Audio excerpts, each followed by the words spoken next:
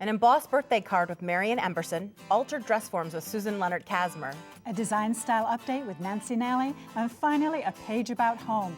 What do they all have in common? Well, not one photo of a person.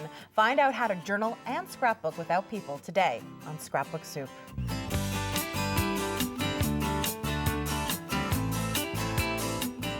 Today's Scrapbook Soup has been brought to you in part by Spellbinders, dye templates for cutting, embossing, and stenciling. Beautiful details, inspiring creativity. Spellbinderspaperarts.com. Stamp, sprinkle, tap, heat, wow. Wowembossingpowder.co.uk. Sakura Color Products of America. sakuraofamerica.com.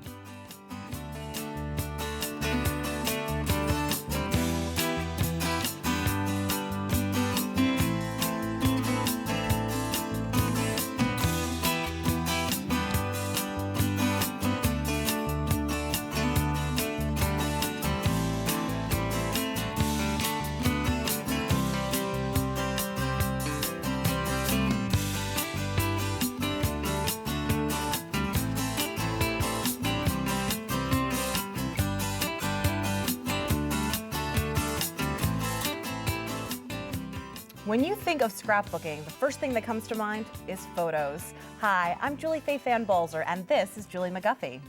You've heard me say time and again, it all starts with a photo. But who says it has to be a person? You know, you're so right. I made this page right here with a photo that I took from an airplane window of basically the runway and nothing else. And you know, there was a period of time last year when I was flying so often and I had to find a way to record that. And I thought that this was the perfect thing because this was the view I was constantly looking at. Time and again, right? Well, these are obviously photos of a vacation in England, and I think it's quite self-explanatory where they were. And here, this is our husky dog in the snow in Texas, believe it or not. And then here, I also did some journaling actually with the photos, because this is a photograph of the sign, so we immediately know where this was and where the photographs were taken. I love that idea. And then here, this is just a very, very simple scrapbook page, but I just love the photographs so much. I just love the colors in the sunset. And here again, I've actually used photographs for the journaling. Here's a photograph of the map that I saw, and also this tells where it was and a little bit of information about American Falls, and I did put the date about when it was taken, and then all the photographs are on this side. And lastly, we went to this park. It was just absolutely gorgeous, and I just loved the trees and the colors and the flowers. You know me and flowers. I take photographs of flowers all the time. You know, Julie, so many of our memories are not at all about people. They're about the places we go, the places we work, the things we eat, all of those things. And I think it's really important to make and create pages about those memories. You're so right, Julie. Well, I'll be right back with Marion Emberson, all the way from the UK. Marion Emberson is joining us today, and she has some embossing techniques with an international flair. You're going to show us how to do some different things with embossing powders, right, Marion? I am, yeah, multicolour embossing. Multicolour, okay. Multicolour, yep. Okay, I'm started off, when I've done this card here, I'm just going to do a border for you first of all. And this is just going to be in one colour, so I'm going to ink up my stamp. And is that a special kind of ink that you're using then? I'm using a watermark. Okay, ink, and that's a pigment which is a ink. pigment ink, yeah. Pigment ink has got a glycerine in it, which means it stays wetter longer to enable you to get your embossing powders on there, because you wouldn't want to use an alcohol-based ink because it would dry too quick. Because we want the embossing powders to actually stick to the pattern. So then I'm just going to pour this Sprinkle straight on here. Liberally over the top. Yeah, and it doesn't matter how much you use because you're just going to shake off the excess. And then the excess you can put back in the which bucket. I'm going to give to you. Yes, I'll take that on one side. Thank you. And then I'm just going to heat that.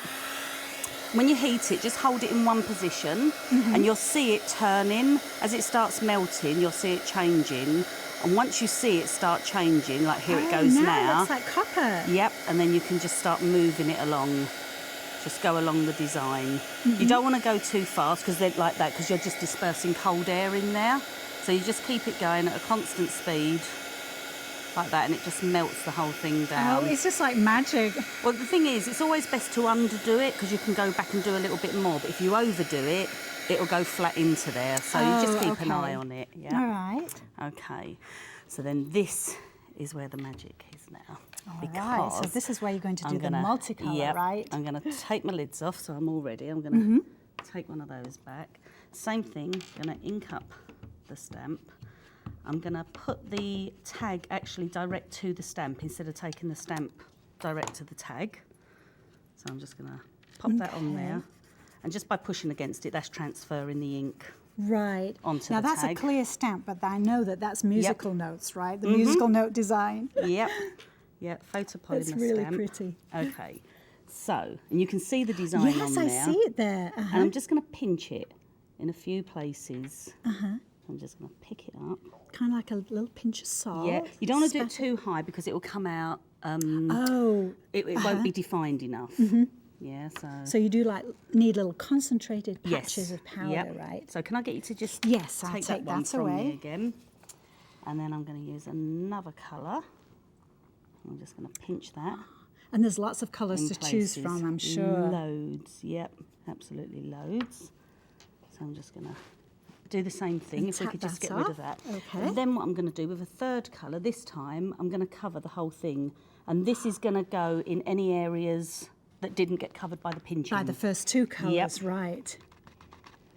Okay. So just give that's that a little gorgeous. tap, All right. and then we're just going to Now that embossing powder looks as if it's got glitter in it. Is it a special this last one has. It's a glittered one, yeah. It's actually got a pearl in there as well. So we're just going to do the same thing, just hold it in one place. Oh, it's just starting to sparkle. Yeah. So you're going to get that sparkle effect in the areas that didn't go on there because I wouldn't have covered the whole thing just by the pinching. Right. Oh, wow, that's brilliant. It's lovely, doesn't it? You just go along like that. Oh, that is really neat. And then that's a multicolour embossing. Like that. Of the music notes. Yeah. I like that, Mary. Now, how did you do the little hearts? And you have a tag on there too, right? Yep. So I've done a little banner as well. Okay, so that's just stamping the word along there. And then the same with the hearts. I've picked one of the colours that I've used. So I used the copper to do the border. And then this time I'm going to use the platinum to do this one on here. So it's just sort of using some of the colours that are within the design. Within the three colours, yes. Yeah, so it picks They say it out. everything is good in threes, right? Absolutely. Like chocolate. Like chocolate. I like that. So I'm just going to take that one away. All right, let me do that. So when that's embossed, we'll then just cut those out, and it's going to come out like that. So it picks up really fine detail as well. That's really nice. Well, let's just look at the card because then you added a little bit of tulle to the tag, right? Yep, give it a bit of softness. And then on the other card as well, I've done exactly the same design, the same layout and everything, but I've just done it in different colours. And then on these ones, so same effect, I've done this one, I've done the green with gold.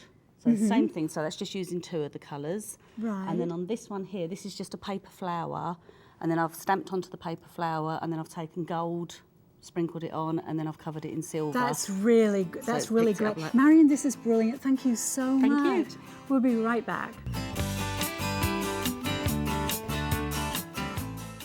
Well, I'm here with jewelry designer and mixed media artist Susan Lenart Kazmer, and she's got a beautiful project that incorporates some fun memorabilia and all sorts of little found objects. Now, this can either be decorative, or actually, we're going to make a useful object, which is a jewelry hanger. Absolutely. You can actually use any type of form. I just brought this one in today.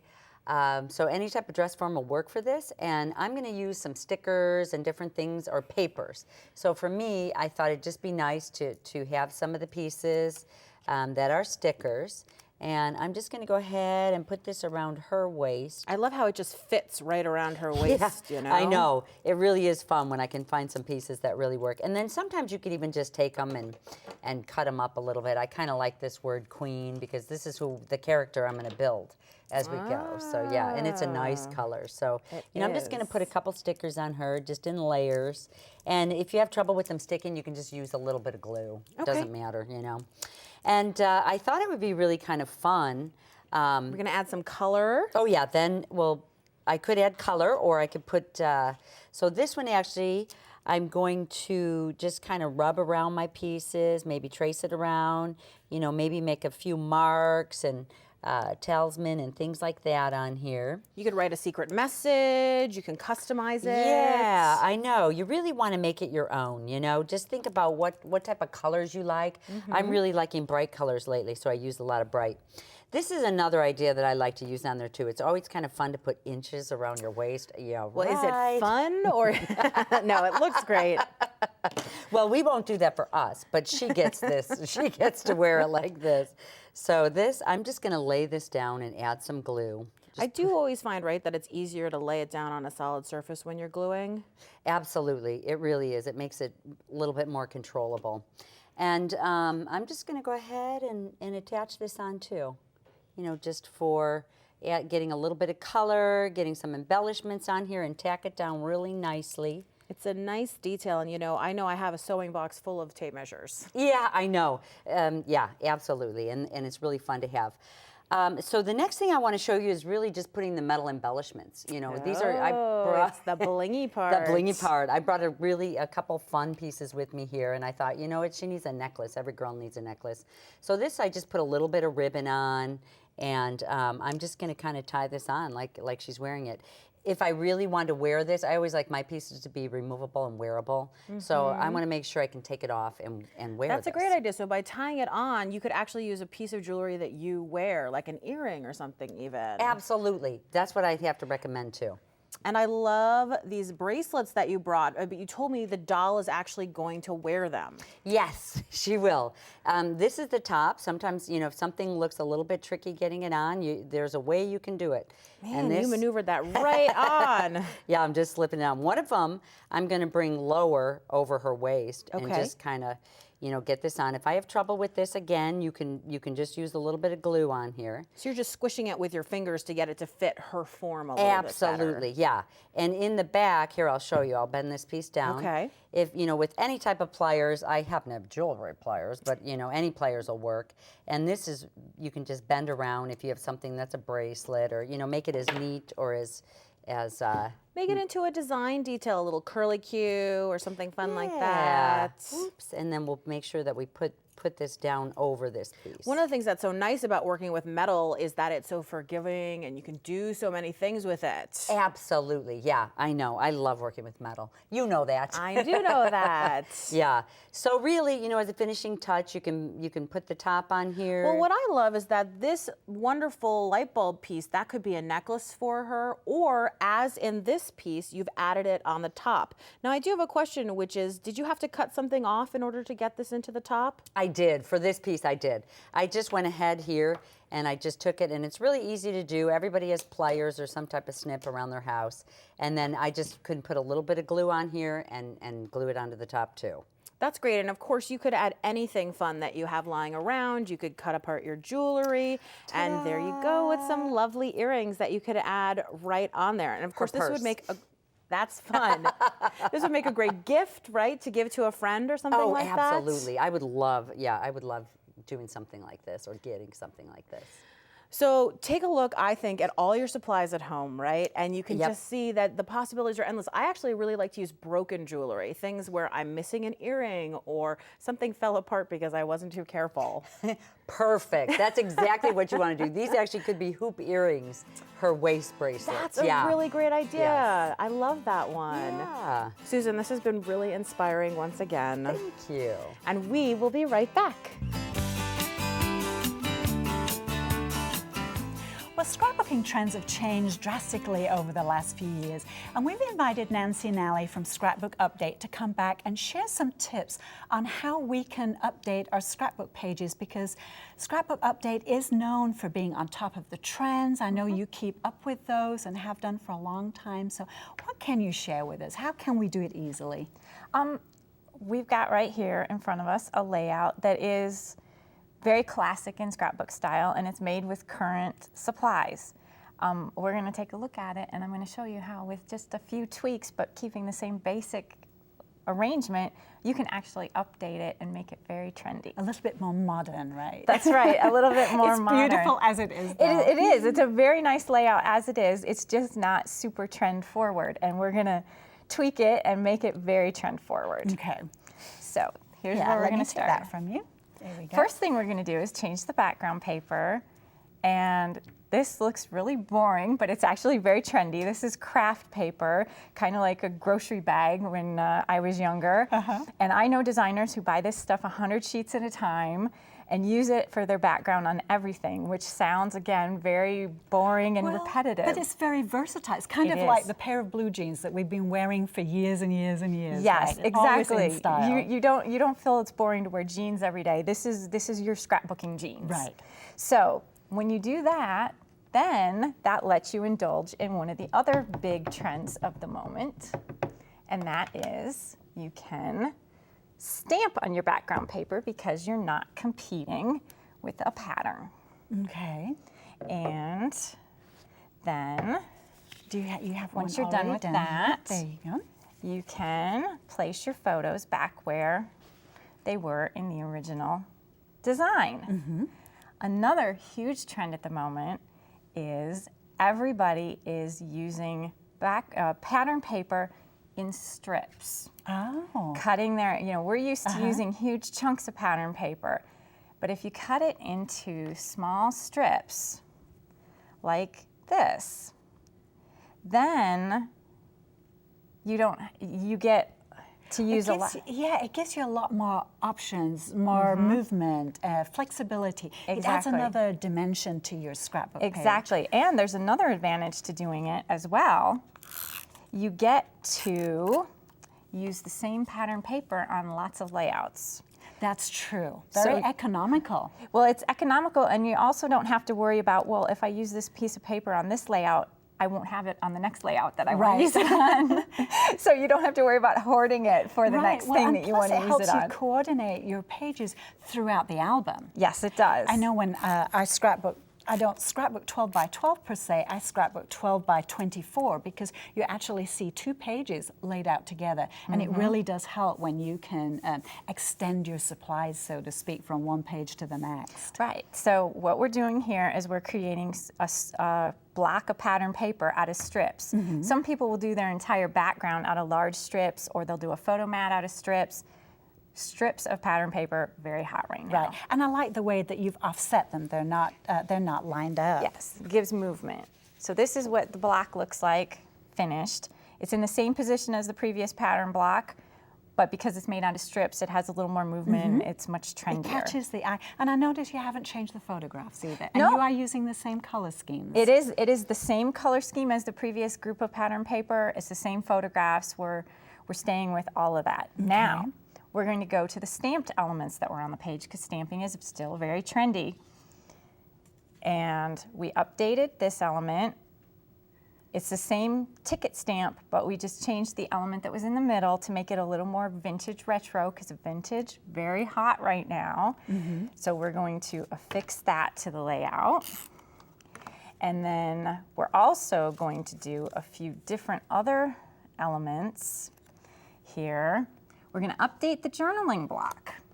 We're going to include some story elements. Right, because the journaling is the most important part, as well as the photographs. And we're going to, instead of a decorative element underneath the journaling block, this is a stamped journaling block, by the way. The previous element was a digital journaling block, so stamping hot. Right. These are standing in for movie tickets. Okay. And we're going to do this. Just one more stamp. One more stamp here. Okay. Well, Nancy, you've already done that here. Let me pass that on to you. And then you've just added some final elements. Yeah, final elements. We've got our stickers that are coming back here.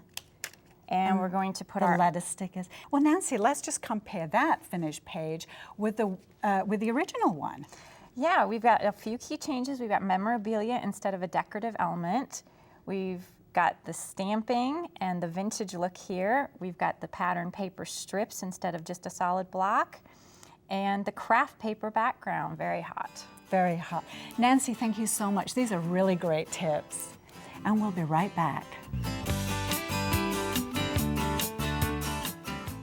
Today I want to share with you a layout that I made about the place that I live, my apartment building. It's a photo that has absolutely no people in it, just the building. I think it's easy to forget that we can scrapbook those kind of things. So I'm going to use some watercolor paint, and I'm using a kind of watercolor paint that comes in a tube, and it's just very highly pigmented when it comes out of that tube. And what I'm going to do is I'm going to take a soaking wet brush, and I'm gonna go right into that watercolor, and I'm working on some watercolor paper, and I'm just gonna be messily slapping it on there. And I do dip my brush into water between colors, but I don't really clean it. I just kind of slap that paint on, and if it mixes, well, that's kind of awesome. That's exactly what I want. I want all those colors to kind of bleed into each other and to just get a good sort of bright colored busy background. My page happens to be about New York City where I live, which is super busy, so it's kind of appropriate. But I think that this background would work for so many different things.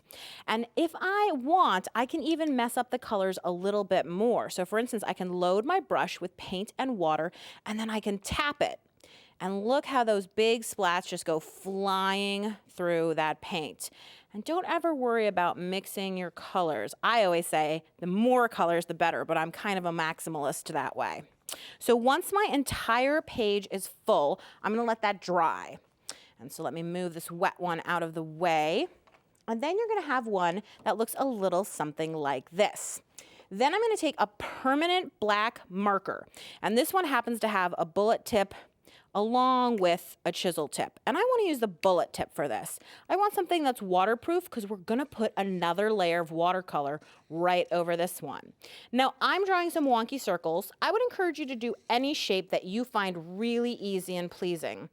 For instance, you could do triangles, you could do squares, hearts, 4-leaf clovers, and I mean, I guess if you're a really good drawer, you could do ducks and bunnies, whatever it is that feels good to you. And I'm just gonna continue to doodle these circles, not worrying if they're even, if they're the same size, or anything like that. But one tip I'm gonna give you is it's good to go off the edge, because that makes it feel a little bit more like it's a pattern instead of a doodle that's contained.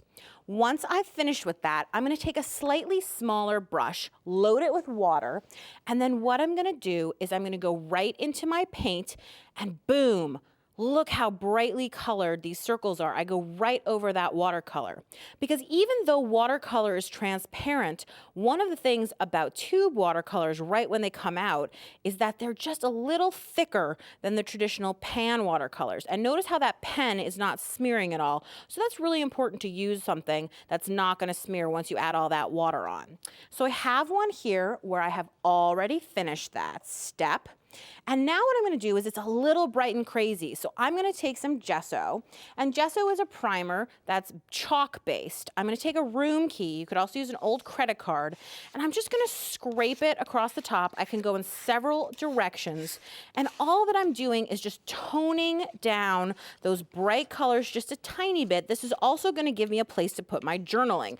After all, journaling is the reason that we scrapbook, so it's important to make sure that it has a place on every layout that you do. So once I have my paint down, again, I'm gonna let that dry. And I have one here that's already done. And now what I'm gonna do is I'm gonna trim this down to 8.5 by 11. So it fits nicely on a 12 by 12 sheet of paper. And I'm also gonna round the corners. I'm gonna stitch it down to a black sheet of cardstock, and it's gonna look a little something like this. Now, if you don't have a sewing machine, don't worry, you can hand stitch it or you can just glue it. I'll put my photo down, and you can see it's just a photo of the building where I live, and it's an interesting photo, but I want to tell the story because if anybody didn't know me, they wouldn't know what that was. So all I do is I simply add my letter stickers right next to it, and they're so easy. I love the ease of letter stickers. And then I'm just gonna use a permanent pen. Let's see, upside down letter stickers honestly are tougher than I thought they'd be. And now I'm just gonna take a permanent pen, do a little bit of journaling, and my finished page is gonna look a little something like this. It's artsy, it's free, it's fun, and it's a story about where I live. We'll be right back. We have one final spice to add to today's soup, and that's this unique journal from Beth Watson. You know, Beth is a viewer, and she created this journal for her niece who loves to journal. And I just love this unique cover. You know what? She actually did this with masking tape. There's so much texture. She colored the masking tape, and then she's also rubber stamped on it. And look, she actually used it on the binder. Some very, very cool techniques. Beth did an absolutely wonderful job. And look at all the marbleizing here, all the different colors, the metallics. I mean, it looks like a very, very expensive, elegant It does, and you know, journal. I love that she made it for her niece because, you know, if you get started journaling earlier in life, I think it's so much easier to keep going and your whole life keep telling your story. It really is. You have to be very, very disciplined to do that, though. But it's amazing as you journal your daily events, what you actually do in a day. And it's actually fun. It can be fun to record it all. Now, the instructions for this journal can be found on the website, so we hope you'll check it out and make your own journals for your own nieces and daughters and everybody in the family. And thanks for watching. And remember, if you have any ideas for upcoming episodes, visit our Facebook page and let us know. Join us for quick and easy journaling with purpose next time on Scrapbook Soup. Visit scrapbooksouptv.com for a mix of designers, materials, and projects. All of the patterns and pages on this Series 200, all in one scrapbook soup. This is show 203. Mix it all up with more Scrapbook Soup. A DVD set of all 13 episodes of Scrapbook Soup Series 200 is available for $39.99 plus shipping and handling.